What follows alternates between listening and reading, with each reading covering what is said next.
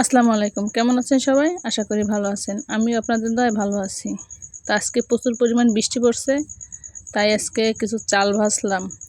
আমাদের বাচ্চাটা আর ওর বাবা খুব পছন্দ করে।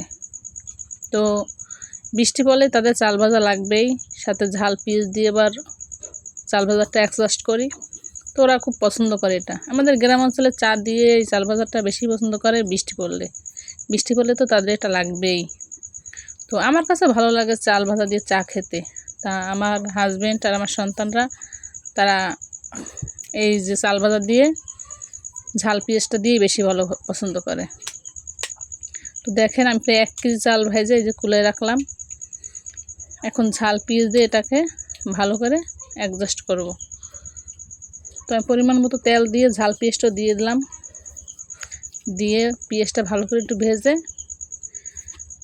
তারপর আমি চাল ভাজাগুলো দিয়ে দেব। এটা খুবই ভালোই লাগে খাবার, মানে চাল ভাজাটা।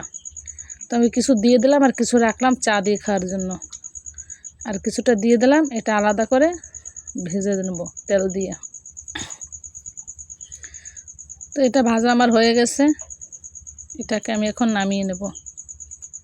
এটা খেতে যে কত মজা আপনারা খেয়ে দেখবেন। এই দেখেন আমার এটা ভাজা হয়ে গেছে, এখন জুড়িয়ে এটাকে বয়ম ভরে রেখে দেবো। এটা অনেক দিন পর্যন্তই খাওয়া যায়। ভালো লাগলে একটা লাইক, কমেন্ট, সাবস্ক্রাইব করে দেবেন।